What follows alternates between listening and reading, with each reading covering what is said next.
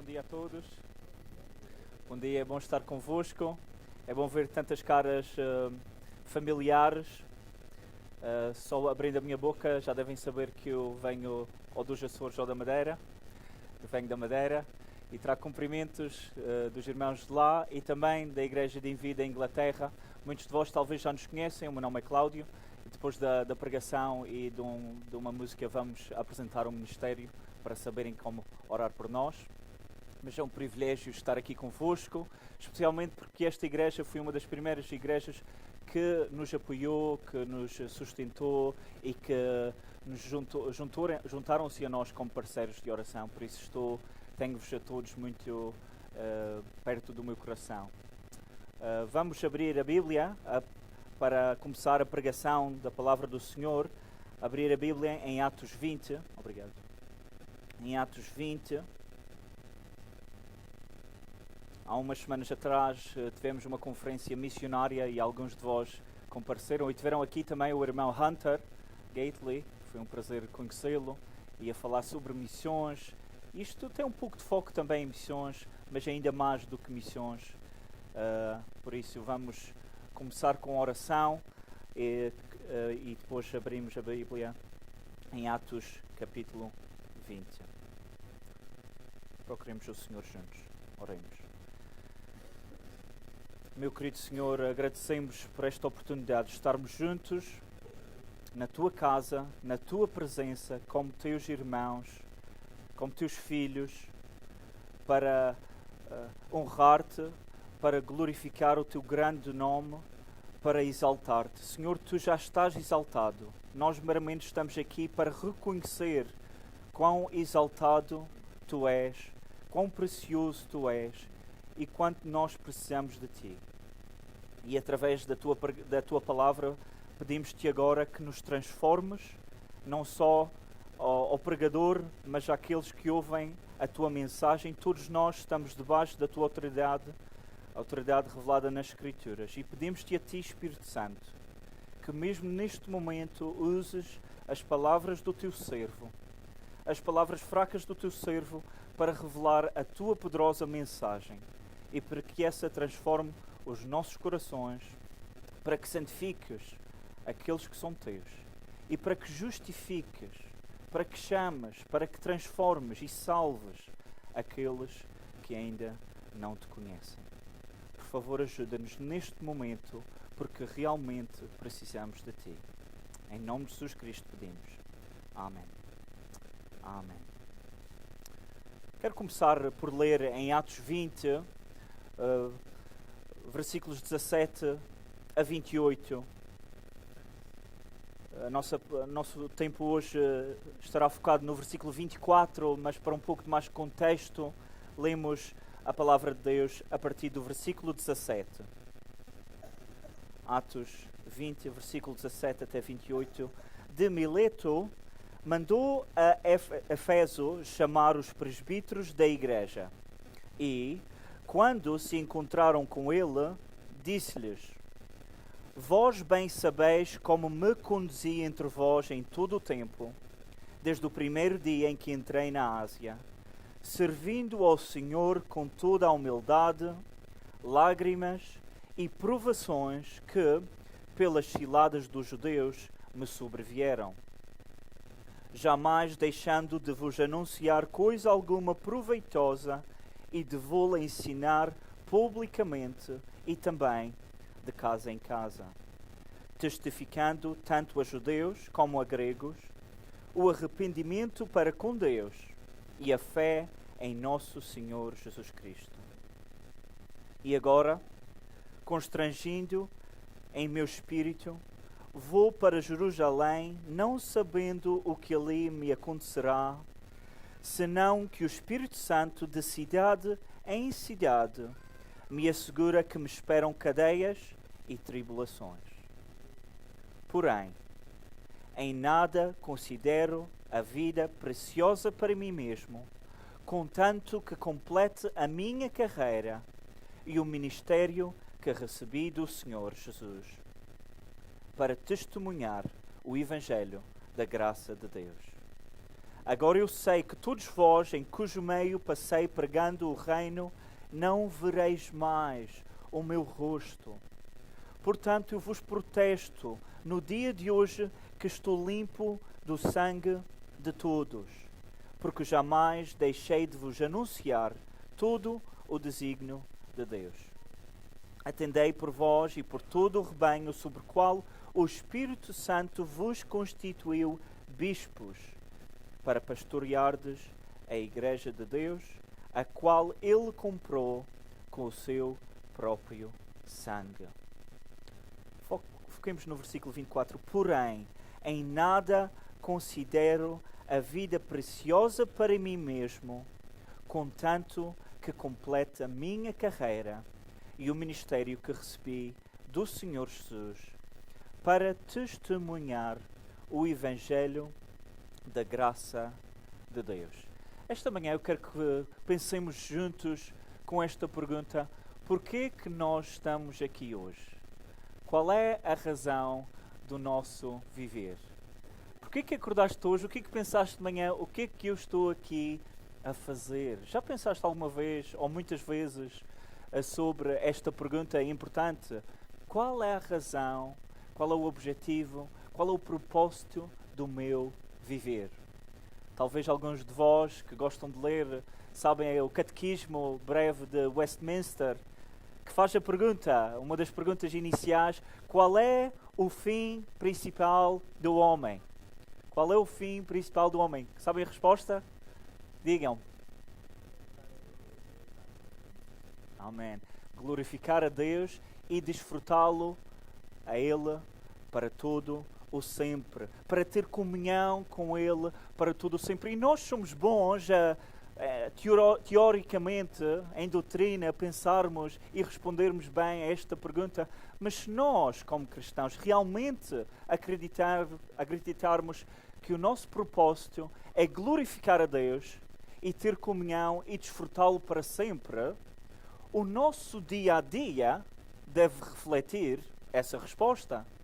Se nós realmente acreditamos que o nosso propósito, este dia, amanhã, para a próxima semana e para o próximo ano, é glorificar a Deus e desfrutá-lo para sempre, a nossa vida tem que refletir isso não só em teoria, mas em prática.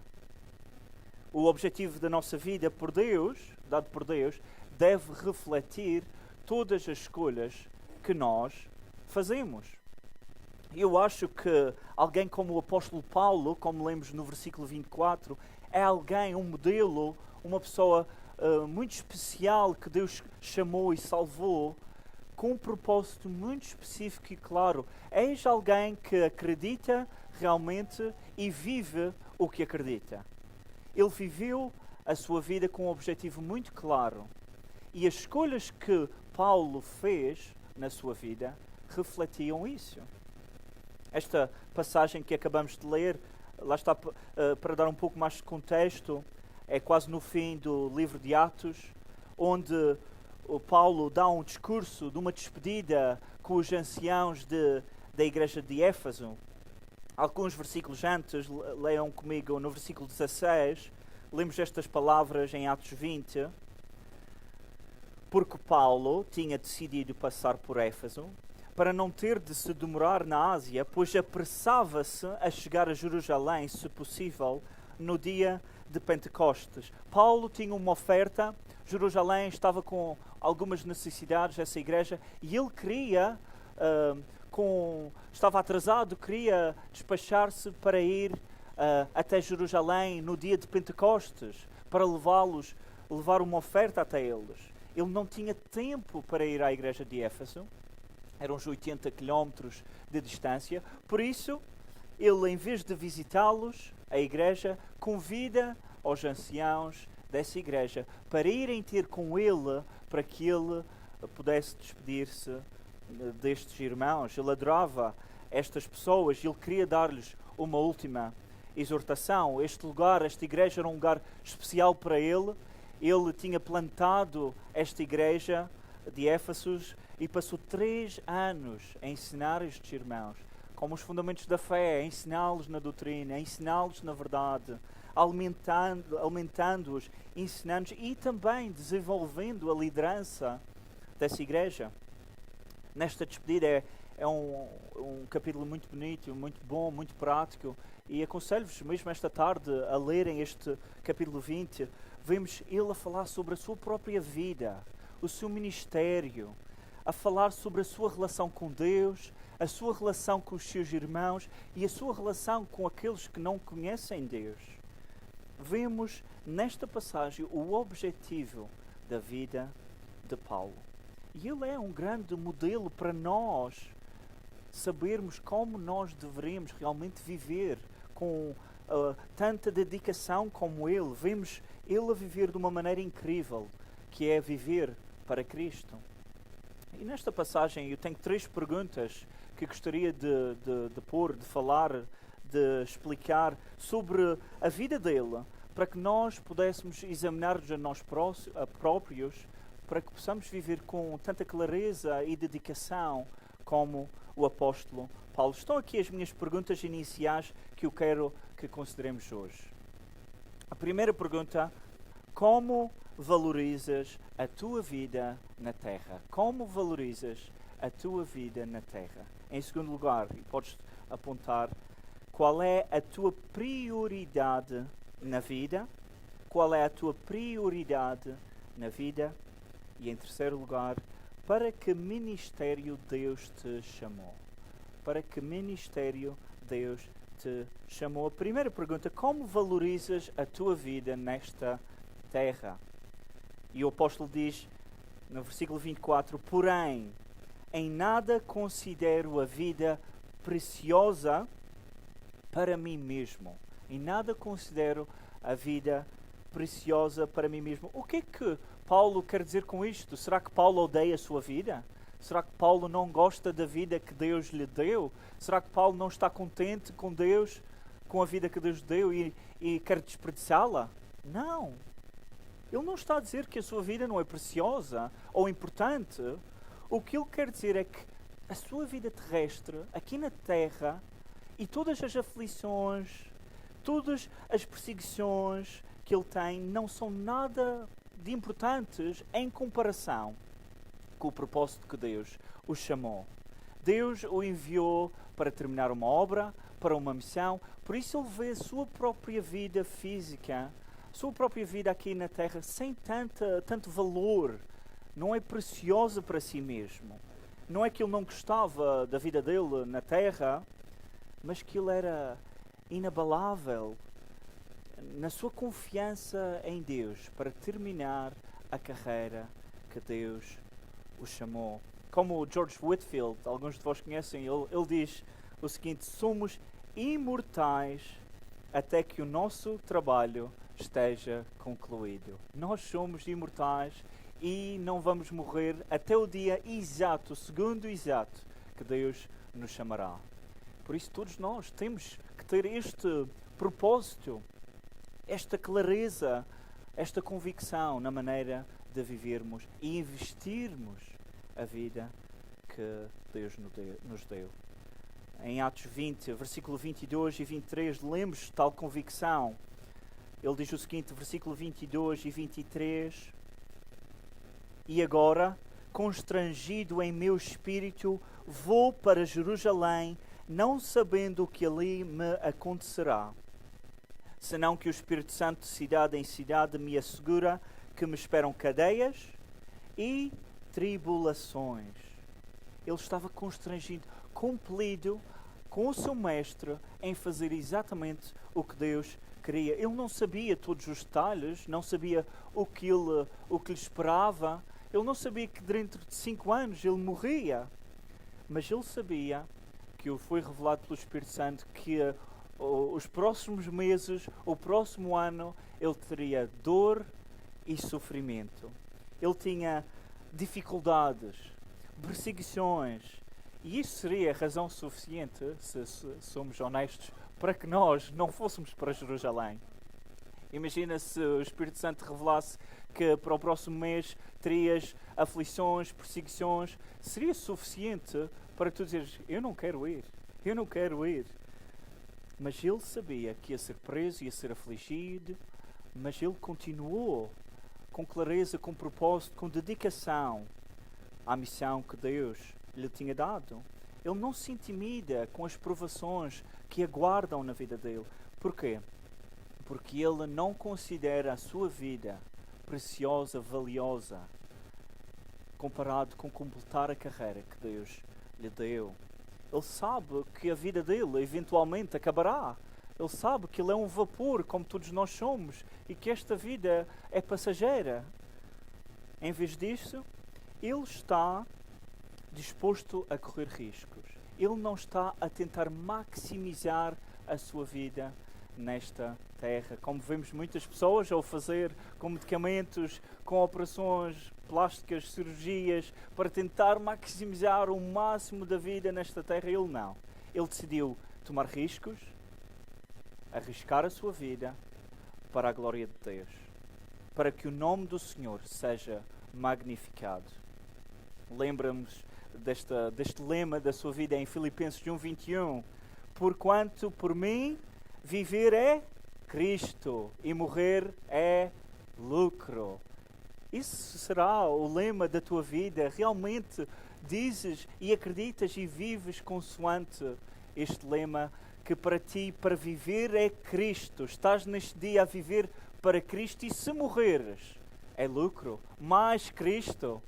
Não é incrível termos estas palavras tão fortes e poderosas, mas precisamos de viver de acordo com elas.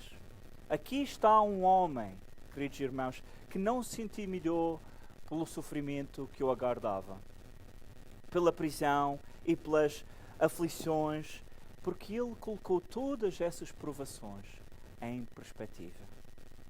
Ele conhecia bem a perseguição, sabendo que o esperava muita perseguição em Jerusalém. Muitos irmãos tentavam dizer: não vás para lá, vai ser difícil, não faças isso. Enquanto ele estava em Tiro, lemos em Atos 21, lê comigo em Atos 21, versículo 4, diz o seguinte: encontrando os discípulos, permanecemos lá durante 7 dias, e eles, movidos pelo Espírito, recomendavam a Paulo que não fosse a Jerusalém. Alguns dias depois chegaram a Cesareia, e lemos novamente em Atos 21, versículo 10 e 12. Atos 21, versículo 10 e 12. Demorando ali alguns dias, desceu da Judeia um profeta chamado Ágabo, e vindo ter conosco, tomando o cinto de Paulo, ligando com eles os próprios pés e mãos, declarou: isto diz o Espírito Santo, assim os judeus em Jerusalém farão ao dono deste cinto e o entregarão nas mãos dos gentios. Quando ouvimos estas palavras, tanto nós como os daquele lugar rogamos a Paulo que não subisse a Jerusalém. Não vás a Jerusalém, não vás a Jerusalém. Se tens amor pela tua vida, não vás a Jerusalém. E Paulo ouviu esses irmãos? Não, ele não viu os seus irmãos, porque ele tinha um propósito. Ele sabia que Deus tinha um plano e ele queria honrar a Deus. Ele era compelido pelas suas convicções pessoais para ir para Jerusalém. O Espírito Santo diz que muito sofrimento o aguardará. E se fôssemos nós no lugar de Paulo, talvez seria suficiente para dizer: ok, eu vou ouvir a voz dos meus irmãos que têm sabedoria, realmente não vou a Jerusalém. Mas ele não. Ele foi em frente. O que é que ele diz em resposta aos seus irmãos? Leiam comigo no versículo 13, capítulo 21. O que é que ele diz a eles? Então ele respondeu: que fazeis chorando e quebrantando-me o coração? Pois estou pronto não só para ser preso, mas até para morrer em Jerusalém, pelo nome do Senhor Jesus Cristo. A nossa resposta natural servia de preservar a nossa vida aqui na terra. Temos esta maneira de queremos conservar-nos a nós próprios, mas ele não. Ele tinha um plano, ele tinha um chamado de Deus e ele quis ser fiel a completar a carreira que Deus o chamou. Ele contou o custo de seguir Jesus. E ele deixou de lado as riquezas, o conforto, tal como Jesus fez, de uma maneira ainda mais elevada, como lemos em Filipenses 2, deixou de lado tudo, esvaziou-se, tornando-se um servo por nós.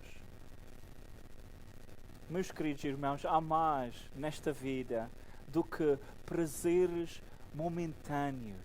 Há mais nesta vida. E lemos estas palavras, vemos que Paulo deixou de lado, não era esse o seu foco, a vida momentânea, superficial que temos aqui. Estamos aqui hoje e amanhã talvez não. Lemos o que Jesus disse aos seus discípulos, todos os que querem ser discípulos. Jesus disse em Mateus 16, 24 e 25: Se alguém quer vir após mim, a si mesmo se negue, tome a sua cruz e siga-me. Porquanto quem quiser salvar a sua vida, perdê-la-á, e quem perder a vida por minha causa, achá-la-á. Como consideras a tua própria vida? Consideras a tua vida da mesma maneira que este apóstolo Paulo? É por isso que eu gosto muito de ler diversos missionários. Eu adoro ler biografias de homens e mulheres que foram usados poderosamente por Deus, que investiram a sua vida para a glória de Deus, que não queriam desperdiçá-la, mas que usaram a sua vida para a honra, para a glória, para servir o Senhor. E o apóstolo Paulo e milhões de outros sacrificaram a sua própria vida para que outros irmãos pudessem vir a conhecer este Evangelho que nos salvou. Imaginem se aqueles primeiros discípulos de Jesus não tivessem obedecido em Atos 1:8 para serem testemunhas fiéis e a irem até os confins do mundo. Nós nem teríamos, talvez, este Evangelho. Mas eles foram obedientes. E nós também temos de o ser, de proclamar o Evangelho, mesmo que custe a nossa própria vida. É assim que tu procuras viver a tua vida neste momento? Com coragem, com convicção, com dedicação, com objetivos no lugar certo? Estás a tentar viver a tua vida desta maneira? Ou estás a tentar, como muitos, agora que tenho o bilhete para o céu, já tenho a minha vida eterna segura ali no céu e vou tentar fazer o menos possível, ter o máximo de paz e conforto e prazer nesta vida. Mas a Bíblia diz que alguns, no fim dos tempos, quando forem julgados, serão salvos, mas vão cheirar a quê? A fumo. Porque quando for testado tudo o que fizeram, como investiram a sua vida, não há nada. Irmãos, nós precisamos de investir a nossa vida e valorizar pouco a nossa vida terrestre em comparação com aquilo que nos espera, em comparação em terminar a corrida bem. Estás a pensar e estás neste momento a viver a tua vida, a tentar acumular tesouros no céu? Ou estás a tentar viver a tua vida a acumular tesouros nesta terra? Talvez a ter um carro melhor, uma maior casa. Estás a pensar, se eu simplesmente tiver esta casa, tudo ficaria bom. Ou estas férias, eu quero, se apenas ter estas férias, seria bom. Ou estás a focar em acumular tesouros no céu? Nós somos um vapor e a nossa vida é momentânea. Por isso temos que certificar que estamos a redimir o tempo que Deus nos deu e viver com eternidade na nossa mente. Então, a segunda pergunta que eu quero que consideres esta manhã é: qual é a tua prioridade na tua vida? Lembres primeiro como valorizas a tua vida. Em segundo lugar, qual é a prioridade da tua vida? Vamos ver qual era a prioridade da vida de Paulo. Ele diz o seguinte, no mesmo versículo 24: contanto que complete a minha carreira e o ministério que recebi do Senhor. aqui vemos a prioridade da vida de Paulo. Diante de certa perseguição, ele queria terminar a carreira, a sua carreira, o ministério que Deus lhe havia dado. Ele está focado em correr bem, como um atleta, como um soldado, a ser fiel ao que Deus lhe deu. Como diz em Filipenses 3, versículo 13 e 14: Irmãos, quanto a mim, não julgo havê-lo alcançado, mas uma coisa faço, esquecendo-me das coisas que para trás ficam e avançando para as que diante de mim estão, prossigo para o alvo, para o prémio da soberana vocação de Deus em Cristo Jesus. Muitas pessoas vivem presas ao passado. Muitas pessoas vivem presas às coisas boas que aconteceram no passado. Eu lembro-me, eu vivi na Inglaterra 12 anos e tinha muitas pessoas idosas que estiveram em Inglaterra durante um avivamento e elas estavam tão infelizes e não conseguiam viver a sua vida cristã presente porque só lembravam-se de quão boas as coisas eram no passado. Na minha altura, eu não sou tão velho, mas eu ouço muito, na minha altura que era bom, na minha altura. E as pessoas vivem presas ao passado sem conseguir viver o seu presente e o seu futuro. Eu li uma citação que é muito importante, penso eu, que diz o seguinte: não podes mudar o passado, mas podes desperdiçar o presente e futuro a preocupar-te com o passado. Paulo não. Ele esquece das coisas boas, das coisas más, e ele foca-se no resto da vida que Deus lhe deu para terminar a corrida, para terminar a carreira bem. E tu estás preso no passado ou estás a viver hoje, agora? Ou estás a viver como um piloto automático? Muitas vezes as pessoas, nós vivemos assim, não é? Tentar o próximo dia, trabalho, casa, as próximas férias, e a tentar sobreviver. Muitas pessoas vivem como se estivessem a sobreviver, mas nós como cristãos vivemos sabendo o que nos espera. Vivemos sabendo que precisamos de investir a vida que Deus nos deu com o fim em mente. Paulo viveu para tentar morrer bem. Parece algo meio mórbido, mas ele viveu em preparação para acabar bem. E nós temos que fazer o mesmo. Muitos são aqueles que começam bem, mas que acabam muito mal. Nós temos que certificar que acabamos bem e preparar-nos para aquela transição chamada morte. Nós somos chamados a correr como povo de Deus, não somos chamados a ser espectadores, não somos chamados a ser inativos, mas ativamente temos que correr a corrida com perseverança para terminar o ministério dado por nós pelo nosso Senhor Jesus Cristo. Ele não apenas queria terminar o seu percurso, leia comigo novamente em versículo 24, ele queria completar o que é? Versículo 24, o ministério que recebi do Senhor Jesus. Este ministério Deus preparou de antemão, como lemos que Deus preparou boas obras de antemão para que nós a cumpríssemos, para que nós a fizéssemos. Nós temos um chamado, nós temos um propósito como soldados.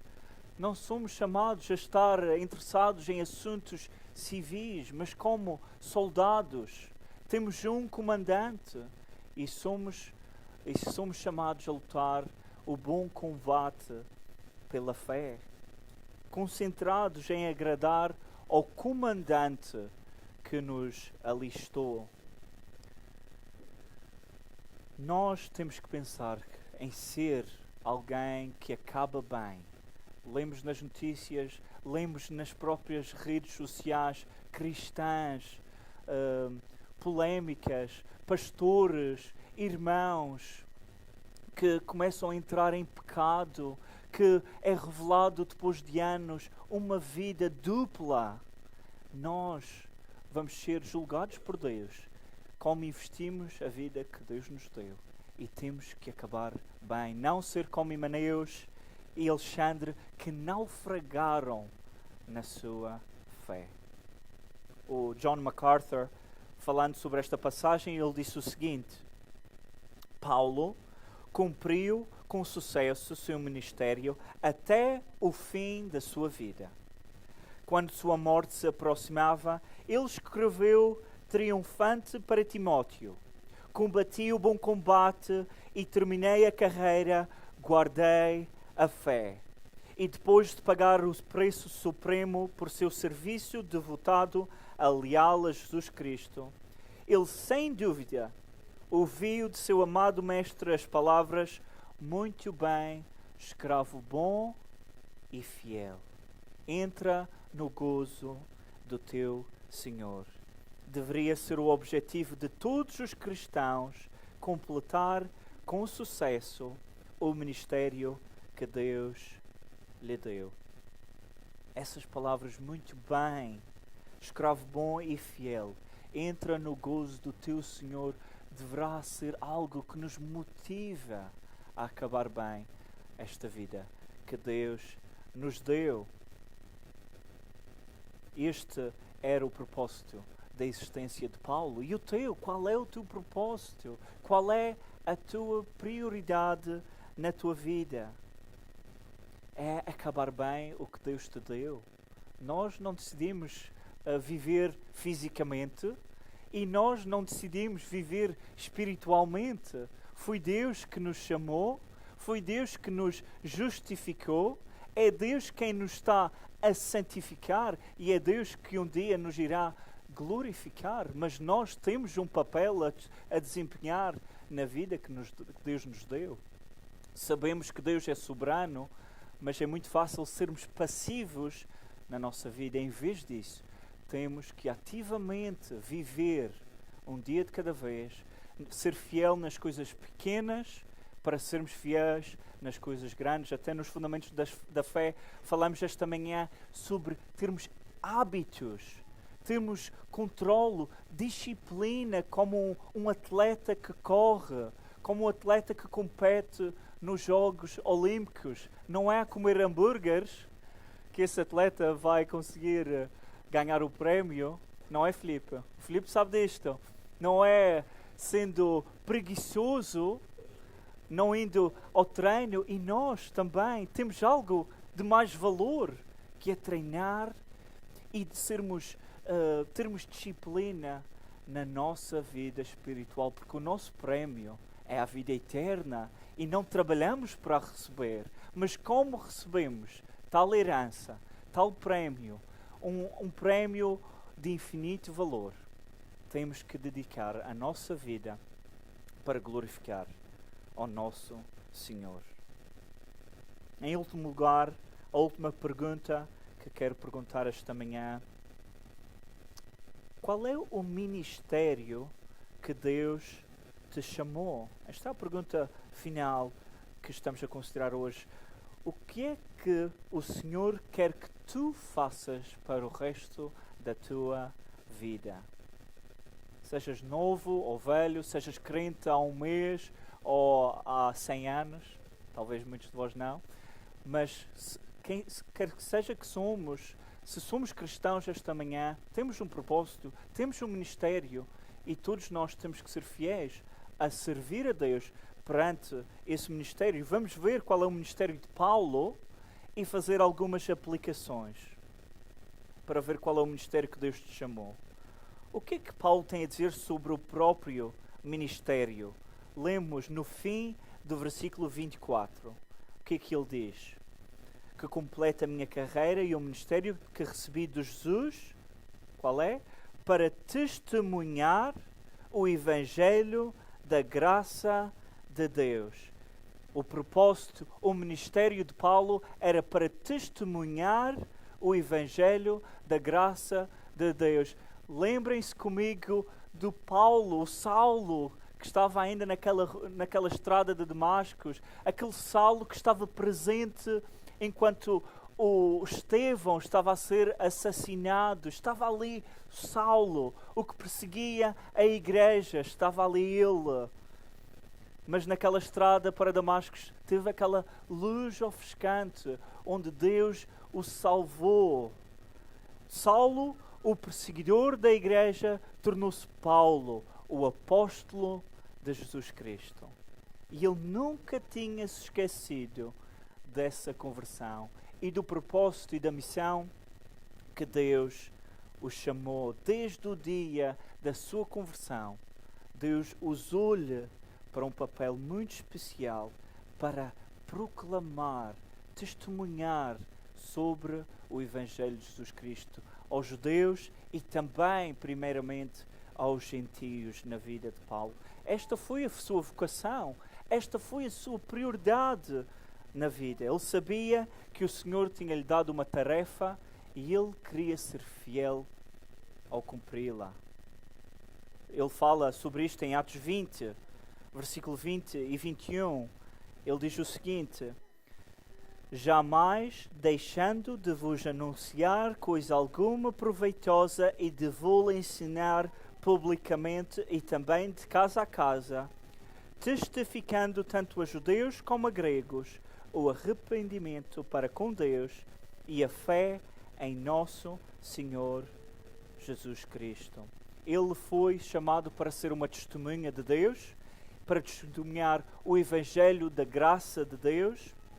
Nós podemos não ser apóstolos, não acreditamos que existem apóstolos no dia de hoje, mas nós somos chamados para ser embaixadores de Cristo.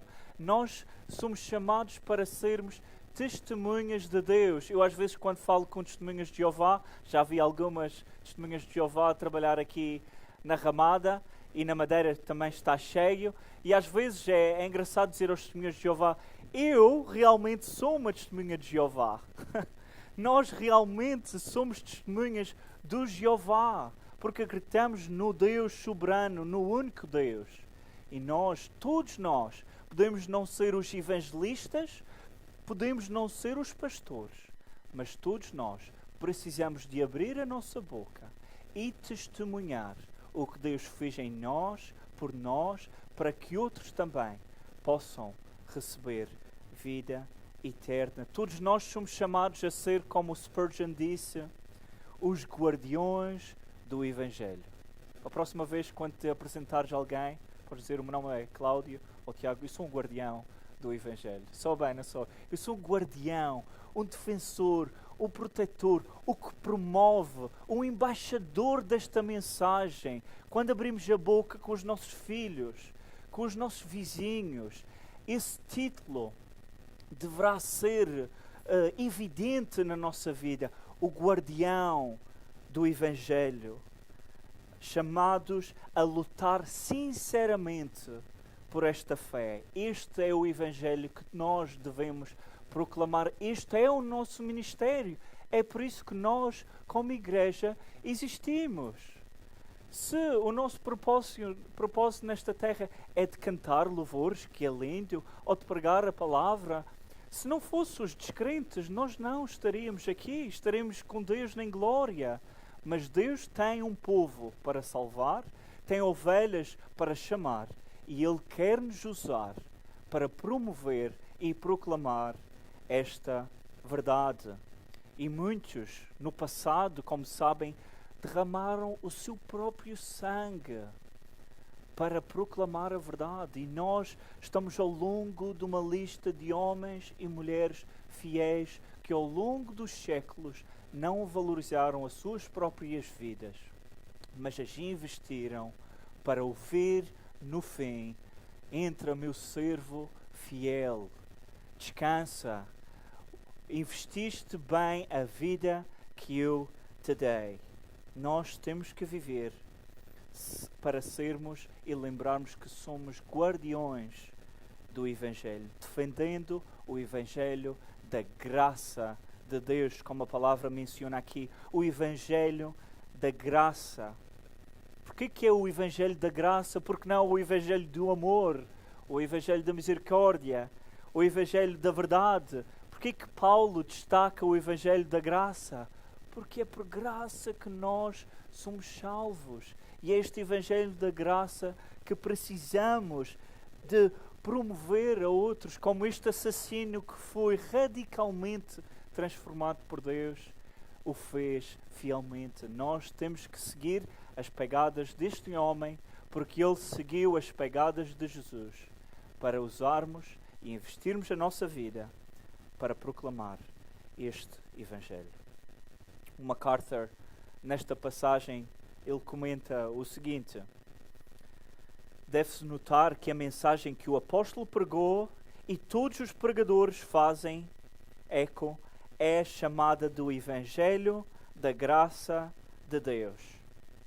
A ênfase clara é na graça, o favor imerecido de Deus, pelo qual Ele perdoa aos pecadores não merecedores a totalidade de seus pecados e, livremente, misericordiosamente lhes dá a completa justiça de Deus.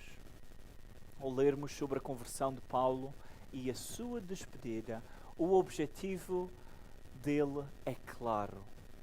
O ministério de Paulo é claro. E o teu?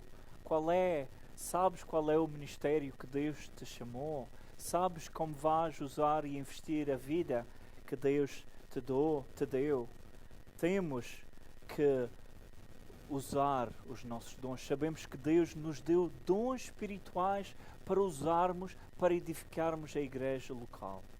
Não usamos os dons que Deus nos deu para nós próprios, mas temos que ser não consumidores, mas sermos usados por Deus para servir uns aos outros. Sim, para testemunhar sobre o Evangelho, mas também para ajudar uns aos outros, para orar uns pelos outros. Eu, sempre que venho a uma nova igreja, vejo as cadeiras, vejo as músicas, vejo a preparação e a dedicação, que enquanto eu estava em minha casa de pijama, nos meus pijamas, sei que alguém estava a trabalhar arduamente para que pudéssemos ter este culto esta manhã. E eu espero que todos nós possamos vir esta manhã, não para receber, mas para dar culto a Deus, dar louvor a Ele e usarmos as nossas vidas para a honra do Senhor. Nós todos temos que desempenhar este papel. Meus queridos irmãos, isto tudo para vos dizer o seguinte: não desperdicem a vossa vida. Esta vida é tão momentânea e são muitos que a desperdiçam, que no fim, quando estão à beira da morte, dizem: quem me dera, não quem me dera ter mais dinheiro nessa altura, quem me dera ter o quê? Quem me dera ter mais tempo para usá-lo para a glória de Deus. Quem me dera ter mais tempo para abraçar os meus filhos, para ler a palavra com os meus filhos, para educá-los. Quem me dera ter mais tempo para amar a minha esposa como deveria. As pessoas, às vezes, no fim da vida, estão cheias de remorso, cheias de um fardo pesado, porque sabiam que não usaram a vida como deveriam. Eu lembro-me uma conferência do John Piper. O John Piper fez uma conferência há um tempo atrás que é Do Not Waste Your Life. Não desperdicem a vida. E ele dá uma ilustração sobre umas pessoas que quando chegam à reforma, que é uma coisa boa, eu penso que pela altura que chegar à idade da reforma vai ser lá para os 80, que continua a subir. Mas na reforma ele estava a falar que muitas pessoas trabalham a sua vida e chegam à reforma e querem descansar. E descansar é bom. Mas o que eles fazem é vão à praia e passam o resto da sua vida a colecionar conchas. O resto da sua vida já não precisam trabalhar para o Senhor, mas querem colecionar conchas. E ele diz nessa ilustração que quando estão perante de Deus em julgamento para ver como investiram os últimos dias, os últimos anos da sua vida, eles dizem ao Senhor: Senhor, olha a minha coleção de conchas. Será que é isso que Deus quer que usemos a nossa vida? Olha o meu carro, olha a minha casa, olha quanto trabalhei para estas coisas que eu vou deixar aqui para outras pessoas que não trabalharem aproveitar. Não. não é assim que devemos viver. Nós vivemos com a eternidade em mente e devemos orar como o John Wesley viveu e orou o seguinte: Senhor, não me deixes viver para ser inútil. Não me deixes viver para ser inútil. Lembras-te que tu e eu somos apenas um sopro. Que hoje estamos aqui, mas amanhã não é garantido. Mas enquanto respiramos, enquanto vivemos, enquanto acordamos cada dia, que acordemos a dar graças a Deus, mas que com a força que Deus nos dá, que podemos servi-lo, servindo uns aos outros para a glória de Deus. Paulo arriscou a subir a Jerusalém para completar o ministério junto dos pobres. Ele foi espancado, foi metido na prisão e durante 2 anos ele ficou lá. Depois foi enviado para Roma e aí executado. Ele fez bem em arriscar a sua vida por causa de Cristo. E tu, como vais usar o resto da vida que Deus te deu? Como vais viver? Vais valorizar a tua vida terrestre acumulando tesouros aqui na terra? Estás tão concentrado em terminar a corrida e cumprir o ministério que não te importa o que te acontece nesta vida na terra? Qual é a prioridade na tua vida neste momento? É terminar bem o percurso que Deus te deu, a vida que Deus te deu, para acabar bem, para ser fiel ao ministério que Deus te chamou? E para que ministério Deus te chamou? Como estás a testemunhar o Evangelho da graça de Deus? Qual foi a última pessoa que tu falaste sobre Cristo? Quantas vezes estás a arriscar que a tua reputação, quantas vezes estás a arriscar que as pessoas acham bem de ti, mas quantas vezes estás realmente a testemunhar este Evangelho da graça de Deus? Foi isto que Deus nos chamou, para sermos obedientes a Cristo. Como estás a usar os dons que Cristo te deu? Que o Senhor seja glorificado entre nós, que o Senhor nos ajude a investir esta vida, procurando não investir em tesouros aqui na terra, não acumulando a tesouros na terra, mas a viver com propósito, com coragem, com ousadia, até Deus voltar ou até sermos chamados para estar com Ele. Amém? Oremos, irmãos. Meu querido Senhor, lembramos das palavras do teu servo há muito tempo atrás, o William Carey, que diz: esperai grandes coisas de Deus e tentai grandes coisas para Deus. Por favor, ajuda-nos a não vivermos esta vida para sermos inúteis.